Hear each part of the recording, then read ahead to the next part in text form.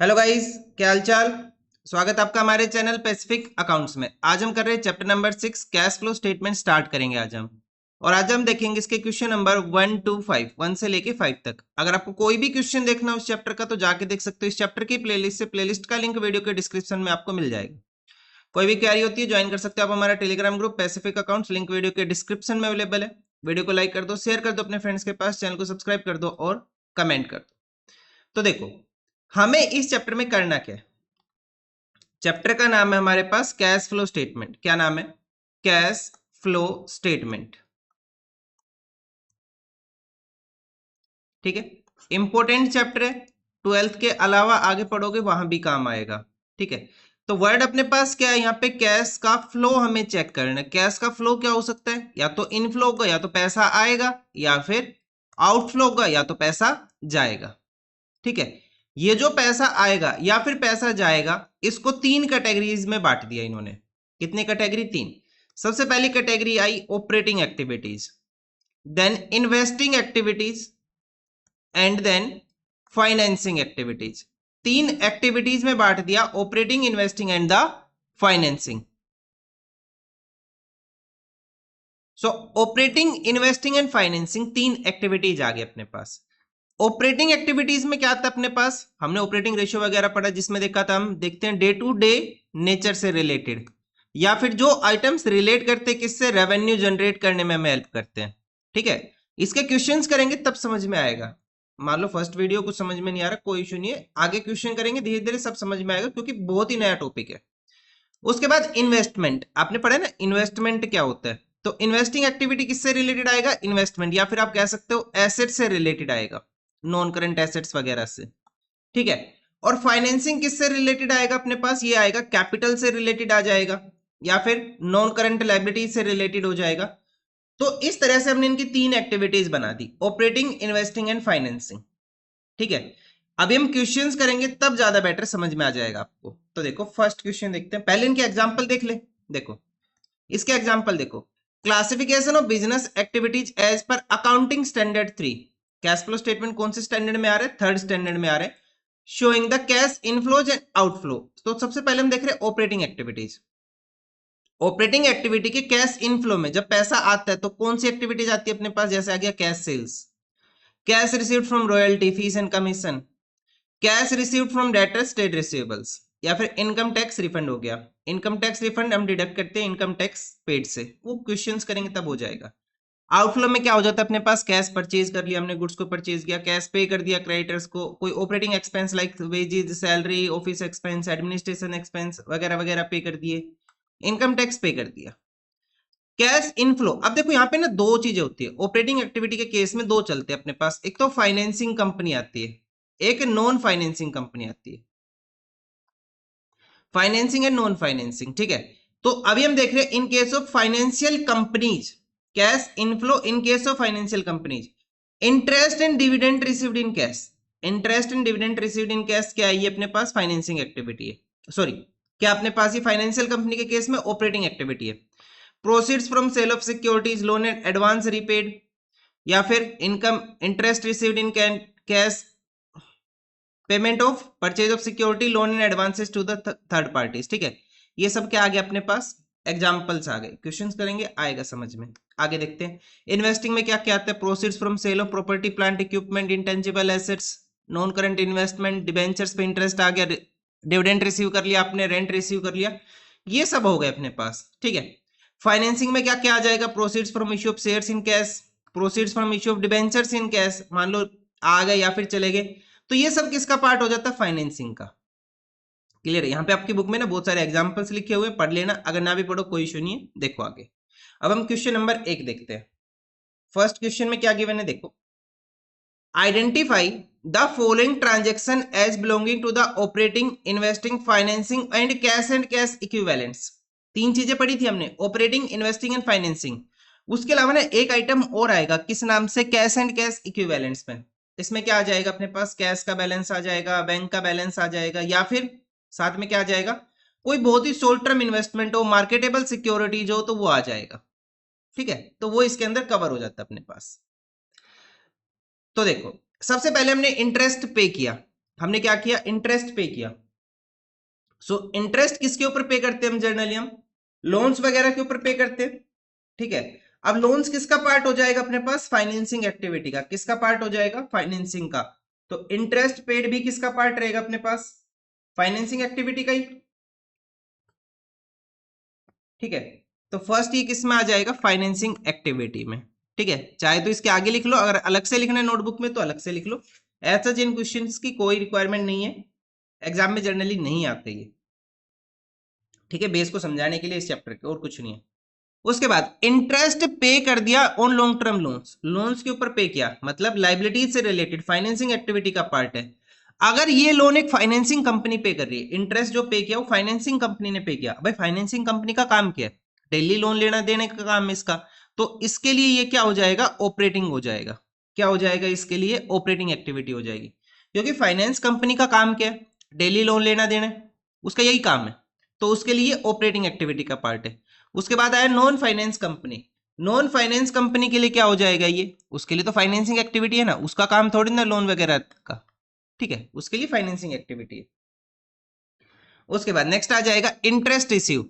अब इंटरेस्ट हम किसके ऊपर रिसीव करते हैं, जब हम कहीं पे पैसा इन्वेस्ट करते हैं, तो ये किसका पार्ट हो जाएगा, इन्वेस्टिंग एक्टिविटी का पार्ट हो जाएगा, ठीक है। उसके बाद interest received on investment by A bank, एक बैंक ने इंटरेस्ट रिसीव किया, तो बैंक ने रिसीव किया तो बैंक के लिए क्या हो जाएगा, भाई बैंक का काम यही है इंटरेस्ट देना और इंटरेस्ट लेना, तो उसका तो डेली नेचर का काम है, तो ये उसके लिए क्या हो जाएगा, ऑपरेटिंग एक्टिविटी हो जाएगा, ठीक है। उसके बाद interest received on investment by A manufacturing company, कोई मैन्युफैक्चरिंग कंपनी है जो गुड्स वगैरह प्रोड्यूस कर रही है, तो वो अगर इंटरेस्ट रिसीव करेगी तो उसके लिए तो क्या हो जाएगा, ये इन्वेस्टिंग ही रहेगा, ठीक है। उसके बाद डिविडेंड रिसीव किया, हम डिविडेंड कब रिसीव करते हैं, जब हम किसी के शेयर्स खरीदते हैं, जब हम शेयर्स में पैसा इन्वेस्ट करते हैं, तो ये क्या हो जाएगा, इन्वेस्टिंग एक्टिविटी हो जाएगा। उसके बाद dividend received by mutual fund company, अब इसका काम यही है डिविडेंड देना और लेने का, म्यूचुअल फंड कंपनी का काम यही है, तो इसके लिए क्या हो जाएगा, ये ऑपरेटिंग एक्टिविटी हो जाएगा, ठीक है। नेक्स्ट है परचेज ऑफ इन्वेस्टमेंट, अरे क्वेश्चन खुद बोल रहा है purchase of investment, investing activity. देखो मैं फिर कह रहा हूं, समझ में नहीं आ रहा बस सुनते रहो, जो मैं बोल रहा हूं उसको सुनते रहो, आएगा समझ में। ये चैप्टर थोड़ा सा अलग है बाकी सब चैप्टर से, तो आएगा समझ में धीरे धीरे, जब हम क्वेश्चन सोल्व करने लगेंगे ना तब आएगा। Purchase of investment by A finance company, एक फाइनेंस कंपनी से क्या, फाइनेंस कंपनी ने क्या किया, इन्वेस्टमेंट परचेज कर ली। अब फाइनेंस कंपनी का काम क्या है, खरीदने बेचने का ही काम है ना इन्वेस्टमेंट का। भाई इन्वेस्टमेंट ली, इन्वेस्टमेंट दी, पैसा आया पैसा गया, तो ये सब क्या हो जाएगा, इसका ये ऑपरेटिंग एक्टिविटी का पार्ट हो जाएगा, ठीक है। उसके बाद purchase of investment by non finance company, अगर कोई नॉन फाइनेंस कंपनी है उसका काम ये थोड़ी ना कि डेली इन्वेस्टमेंट को खरीदो बेचो, उसका ये मेन काम नहीं है, उसका काम तो कुछ और है। तो उसके लिए इन्वेस्टमेंट को परचेज करना क्या हो जाएगा, इन्वेस्टिंग एक्टिविटी हो जाएगा, ठीक है। बैंक बैलेंस, बैंक बैलेंस किसका पार्ट रहेगा, कैश एंड कैश इक्विवेलेंट्स का, कैश एंड कैश इक्विवेलेंट्स का पार्ट रहेगा। या तो कैश है वो, क्या फिर कैश के इक्वल है। Short term deposits in the bank, कोई बहुत छोटी मोटी डिपॉजिट है बैंक के अंदर, बहुत ही छोटी डिपॉजिट, शॉर्ट टर्म डिपॉजिट मैंने आपको बताया ना यहाँ पे, short term deposits in the bank, या फिर कोई बहुत शॉर्ट टर्म इन्वेस्टमेंट है जिसे हम कैश में रीडली कन्वर्ट कर ले, मतलब जब जब भी चाहे तभी कैश में कन्वर्ट कर दें, तो ये भी क्या हो जाएगा, कैश एंड कैश इक्विवेलेंट्स हो जाएगा।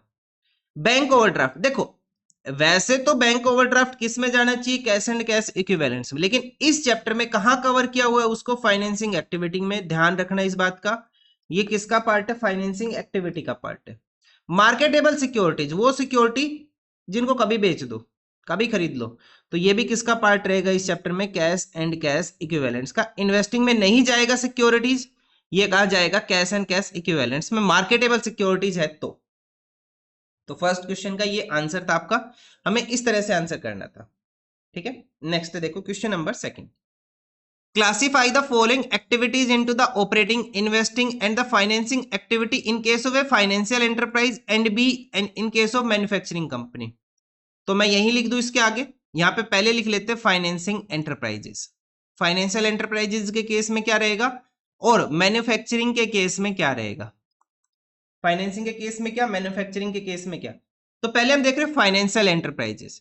Purchase of shares of A company, daily का काम है, शेयर्स खरीदने बेचने का काम डेली का है, फाइनेंशियल कंपनीज का काम यही है इनका।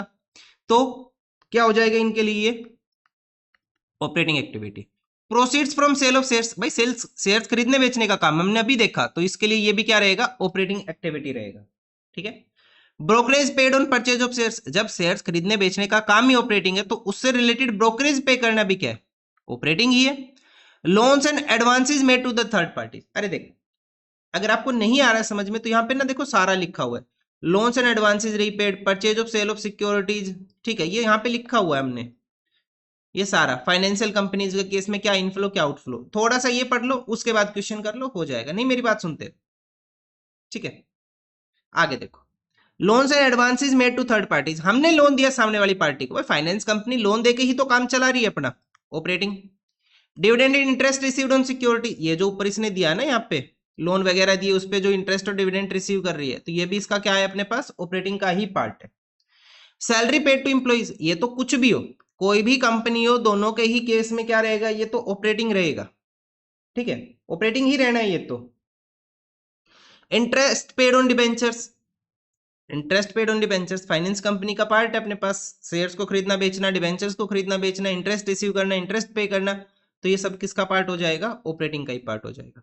Dividend paid to the shareholders, ये देखो ये जो पार्ट है ना डिविडेंड पे, हम पे कर रहे हैं, हम अपनी कंपनी के मालिकों को क्या पे कर रहे हैं, डिविडेंड पे कर रहे हैं, तो ये किसका पार्ट रहेगा, फाइनेंसिंग का पार्ट रहेगा, चाहे अपने पास मैन्युफैक्चरिंग हो चाहे अपने पास फाइनेंशियल हो, हमने डिविडेंड पे किया तो हमारे लिए क्या है, ये फाइनेंस का पार्ट है, हम अपने शेयर होल्डर्स को डिविडेंड पे कर रहे हैं, ये हमारा फाइनेंस का पार्ट है।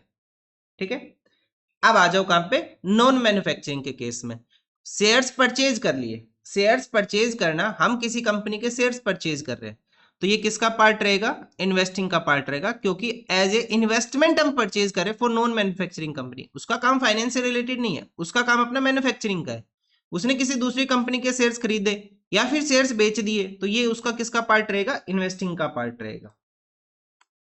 अब ब्रोकरेज पे कर दिया, देखो अब शेयर्स खरीदना बेचना अगर इन्वेस्टिंग है तो उसके ऊपर ब्रोकरेज पे करना भी क्या होगा, इन्वेस्टिंग ही होगा, क्या होगा, इन्वेस्टिंग ही होगा।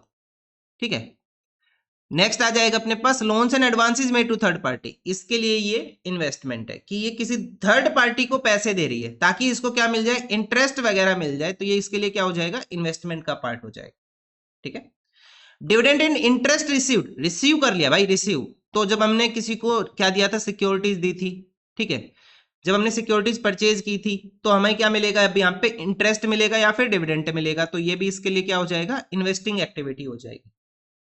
उसके बाद नेक्स्ट आ जाएगा salary paid to employ is the operating activity for everyone. ठीक है, नेक्स्ट है interest paid on debentures, debentures के ऊपर इंटरेस्ट हमने पे किया, मतलब हमने किसी से डिबेंचर्स, हमने किसी को डिबेंचर्स दिए थे अपनी कंपनी के, उसके ऊपर अब हम क्या करेंगे, इंटरेस्ट पे करेंगे, तो ये किसका पार्ट हो जाएगा, इसके लिए फाइनेंस का पार्ट हो जाएगा, फाइनेंशियल एक्टिविटी हो जाएगी। ये जो दो क्वेश्चन अभी हमने किए इससे आपको थोड़ा थोड़ा बेसिक समझ में आ रहा होगा कि हमें इस चैप्टर में करना क्या है, कि एक्टिविटीज को कैसे डिस्ट्रीब्यूट करना है। जर्नली एग्जाम में ये नहीं मिलता, फाइनेंस वाला जर्नली ये वाला हमें एग्जाम में मिलता है, लेकिन मिल सकता है, ऐसा कहीं नहीं लिखा हो कि फाइनेंस का केस मिलेगा ही नहीं, मिल सकता है भाई। ठीक है, तो ध्यान रखना। ठीक है, तो हमने कुछ बेसिक देखा कि ऑपरेटिंग इन्वेस्टिंग फाइनेंसिंग एक्टिविटी कैसे पहचाननी है, नहीं आ रहा समझ में, कोई दिक्कत नहीं, क्वेश्चन करेंगे आएगा समझ में। अच्छा अभी एक क्वेश्चन हो रहा है, operating investing financing and cash equivalents बताने, क्वेश्चन नंबर 3 के अंदर, क्वेश्चन नंबर 3 में देखो, सबसे पहले शेयर्स परचेज कर ली, अब क्वेश्चन ने कहीं भी ये नहीं बोला ये अपने पास कौन सी ऑपरेटिंग है, सॉरी फाइनेंशियल कंपनी है या फिर मैन्युफैक्चरिंग कंपनी, तो हम हमेशा क्या मानेंगे, इसको मैन्युफैक्चरिंग कंपनी मानेंगे। जब क्वेश्चन में कुछ भी ना बोला हो तो हमेशा हम क्या मानेंगे, मैन्युफैक्चरिंग मानेंगे या फिर नॉन फाइनेंशियल कंपनी मानेंगे, वो कंपनी जिसका काम फाइनेंस से रिलेटेड नहीं है। तो शेयर्स परचेज किए, हमने शेयर्स परचेज किए, हमारा काम फाइनेंस से रिलेटेड नहीं है, हम क्या कर रहे हैं, इन्वेस्टमेंट कर रहे हैं, हम क्या कर रहे हैं, इन्वेस्टमेंट कर रहे हैं।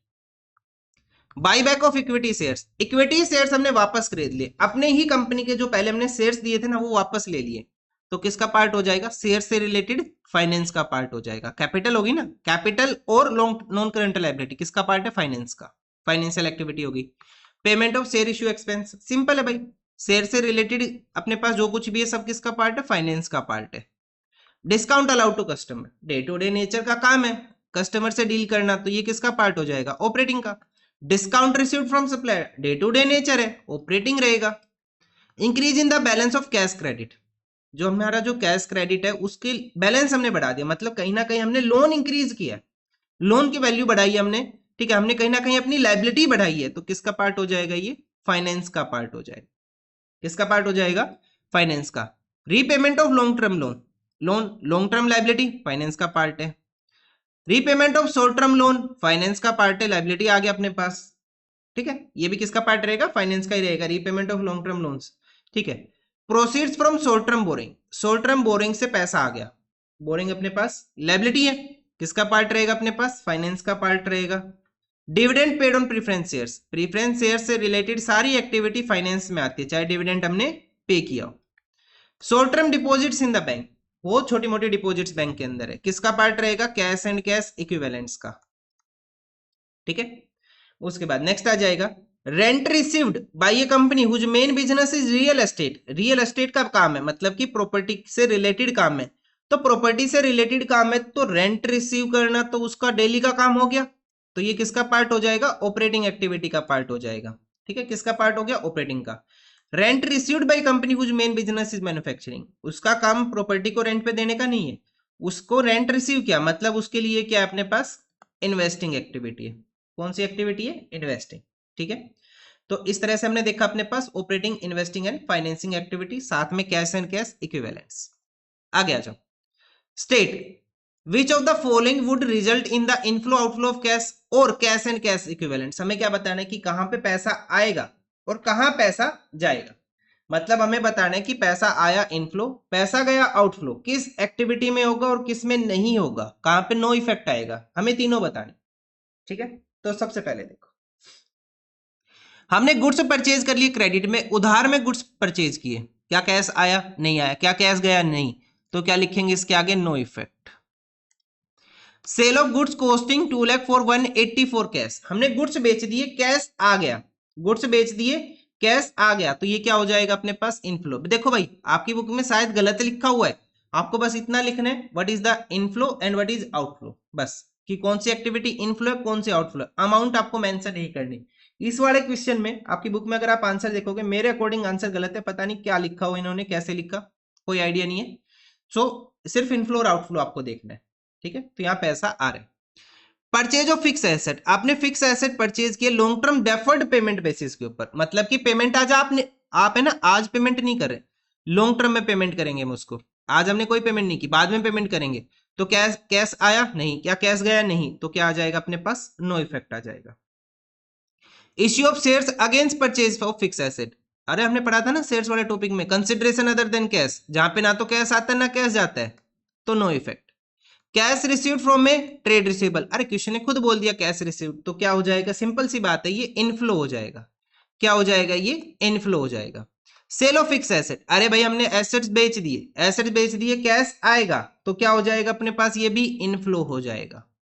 ओल्ड फर्नीचर रिटर्न ऑफ, हमने कोई पुराना फर्नीचर था राइट ऑफ कर दिया, कहने का मतलब है डेप्रिसिएट कर दिया, रिटर्न ऑफ का मतलब है कि हमने डेप्रिसिएट कर दिया, ये मान लो, ठीक है, तो क्या कोई इफेक्ट आएगा? नहीं आएगा, क्योंकि ना तो कैश आता ना जाता डेप्रिसिएशन के केस में, राइट ऑफ करने के केस में।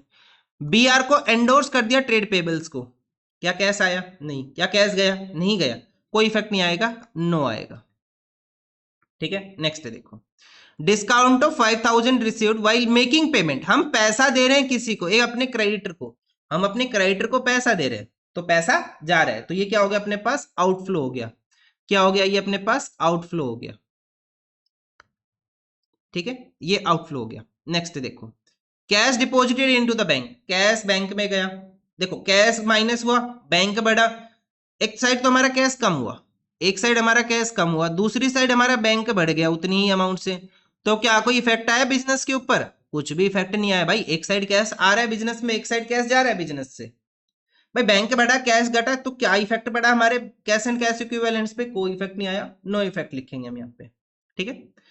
Cell of marketable securities for cash, marketable securities खुद ही कैश एंड कैश इक्विवेलेंट्स है, उसे बेच दोगे कैश आ जाएगा, तो क्या कोई इफेक्ट आएगा? नहीं आएगा, नो इफेक्ट। देखो मार्केटेबल सिक्योरिटीज ना ऑलरेडी किसका पार्ट होती है इस चैप्टर में, कैश एंड कैश इक्विवेलेंट्स का, और कैश भी किसका पार्ट है, कैश एंड कैश इक्विवेलेंट्स का। तो एक तरफ बढ़ा एक तरफ घटा, नो इफेक्ट हो गया। Sale of long term investment of cash, अरे बेच दिया भाई, बेचोगे तो पैसा आएगा, बेचोगे तो पैसा आएगा ना, तो क्या हो जाएगा अपने पास, ये इनफ्लो हो जाएगा। क्या हो जाएगा, inflow. Conversion of debentures into share, अरे भाई शेयर्स को कन्वर्ट कर दिया डिबेंचर्स में, डिबेंचर्स को कन्वर्ट कर दिया शेयर्स में, ना तो कैश आया ना कैश गया। उसके बाद डिक्लेरेशन ऑफ डिविडेंड, डिविडेंड आपने डिक्लेयर किया, अब आपने डिक्लेयर डिविडेंड कर दिया, मतलब अब आपको पे करना पड़ेगा, ठीक है। तो जर्नली हम इसे क्या ट्रीट करेंगे, इसे हम ट्रीट करेंगे आउटफ्लो ऑफ कैश। क्या ट्रीट करेंगे, आउटफ्लो ऑफ कैश, क्योंकि हम ये मानेंगे कि अब तो आपको पे करना पड़ेगा, इस साल के अंदर अंदर कर दो भाई काम इसका, तो इसे हम आउटफ्लो ट्रीट करेंगे। पेमेंट ऑफ डिविडेंड, या तो बोल रहे कि हमने पे ही कर दिया, तो ये तो आउटफ्लो है, ये हमारे पास से कैश जा रहा है, ठीक है। Next, receipt of interest on investment, हमने क्या कर लिया, इंटरेस्ट रिसीव किया, तो इंटरेस्ट रिसीव कर रहे हो, पैसा आ रहा है, तो ये क्या हो जाएगा, इनफ्लो हो जाएगा ना, क्या हो जाएगा, इनफ्लो। उसके बाद नेक्स्ट आ जाएगा अपने पास रिसिप्ट ऑफ डिविडेंड, पैसा आया, inflow. And decrease in cash credit, हमने पेमेंट कर दिया, हमने अपनी लायबिलिटी पे कर दी, तो ये अपने पास किसका पार्ट हो जाएगा, आउटफ्लो का, क्योंकि हम पे करेंगे तो हमारे पास से कैश एंड कैश इक्विवेलेंट्स जाएंगे। आ रहा है बेसिक समझ में, ठीक है। हम देख रहे हैं कि हमने पहले तो 3 क्वेश्चन में ये देखा कि ऑपरेटिंग इन्वेस्टिंग फाइनेंसिंग क्या है, अब हम ये देख रहे हैं कि कहाँ पैसा आया कहाँ गया, ये तो जनरल अंडरस्टैंडिंग का क्वेश्चन था, बस आपको ये बताना है कहाँ पैसा आ रहा है कहाँ जा रहा है, वो थोड़े बहुत मार्केटेबल सिक्योरिटीज वाले थे वो उसमें दिक्कत आई होगी, ठीक है। नेक्स्ट देखते हैं क्वेश्चन नंबर 5, ईजी है, कोई हार्ड नहीं है, बस आज इतना ही करेंगे, कल से हम क्वेश्चन हम करना स्टार्ट करेंगे नेक्स्ट वीडियो से। State which of the following would result in inflow outflow और नो फ्लो ऑफ कैश। सबसे पहले a long term loan from A bank, कोई लोन आ गया बैंक से, ठीक है, हमने कोई लोन लिया तो हमारा बैंक बढ़ेगा, बैंक बढ़ेगा तो अपने पास इनफ्लो होगा कैश का, ठीक है। रीपेमेंट ऑफ लोन, भाई लोन रीपे करोगे, आया तो इनफ्लो था तो जाएगा, तो जब अपने पास क्या हो जाएगा, आउटफ्लो हो जाएगा ना, हम पे करेंगे लोन को तो आउटफ्लो हो जाएगा। इंटरेस्ट पे करेंगे, सिंपल सी बात है, इंटरेस्ट पे करेंगे तो पैसा जाएगा ना, आउटफ्लो होगा। Conversion of debenture into preference share, भाई कोई फर्क नहीं पड़ता, no flow. Interest received on investment, सीधी सी बात है, इनफ्लो, अभी लास्ट क्वेश्चन में ही तो करके आए ना, इंटरेस्ट आ रहा है भाई, इनफ्लो है। Interest due on debentures, debentures के ऊपर इंटरेस्ट ड्यू है, पे नहीं किया, ड्यू है, पे करना है, तो इससे हमारे ऊपर क्या इफेक्ट आएगा, नो इफेक्ट, कोई इफेक्ट नहीं आएगा। एक्योर्ड इंटरेस्ट रिसीव कर लिया, कोई मतलब नहीं है, वो एक्योर्ड है, पैसा आ रहा है ना, इनफ्लो है। Purchase of securities of A company, security purchase की, सीधी सी बात है, पैसा जाएगा, आउटफ्लो है। Buyback of equity shares, equity shares हमने वापस खरीद लिए, मतलब कहीं ना कहीं पेमेंट करेंगे हम, आउटफ्लो रहेगा। Purchase of goodwill, goodwill purchase करोगे तो भी कुछ पे करके ही करोगे ना, तो आउटफ्लो रहेगा। Goodwill written off, no effect, इससे कोई फर्क नहीं पड़ता भाई हमें। And patents written off, no effect, ये दोनों क्या हो गए अपने पास, अमोर्टाइज हो गए। जैसे अपने पास डेप्रिसिएशन होता है टेंजिबल एसेट्स का, वैसे ही इंटेंजिबल एसेट्स का अमोर्टाइजेशन होता है, हमने राइट ऑफ कर दिया उसको, नो इफेक्ट, कोई फर्क नहीं पड़ेगा इससे। तो आज का ये हमारा लास्ट क्वेश्चन था, क्वेश्चन नंबर 5 तक हमने देखा, थोड़ा सा हमने बेसिक पढ़ा इस चैप्टर का, ठीक है। देखो मैं फिर कह रहा हूँ, समझ में नहीं आ रहा कोई इशू नहीं, ये मत समझना ये चैप्टर हार्ड है, देखो थोड़ा बहुत हार्ड है ये चैप्टर, मैं मानता हूँ, थोड़ा सा अलग चलेगा, बाकी सब चैप्टर से अलग चलेगा ये, लेकिन समझ में आएगा, टेंशन ना लो, बहुत क्वेश्चंस करने, बहुत अच्छे से समझ में आएगा। इस चैप्टर का एक फायदा कि फॉर्मेट पढ़ लो, उसके अकॉर्डिंग आइटम्स पुट करते रहो और आंसर आपका बन जाएगा, ठीक है। सो आज के लिए इतना ही, कोई टेंशन नहीं है, सारा समझ में आएगा, हम सारा समझाएंगे आपको। मिलते हैं नेक्स्ट वीडियो में, कल से हम क्वेश्चंस करना स्टार्ट करेंगे। पहले हम ऑपरेटिंग एक्टिविटीज को अच्छे से समझेंगे, फिर इन्वेस्टिंग समझेंगे, फिर हम फाइनेंसिंग समझेंगे, और उसके बाद हम पूरा कैश फ्लो स्टेटमेंट करेंगे जिसके अंदर सब कुछ रहेगा, ठीक है। सो मिलते हैं नेक्स्ट वीडियो में with the next question, question number 6, और इसके बाद इससे हमारा नया टॉपिक स्टार्ट होगा, cash flow from operating activities. Thank you.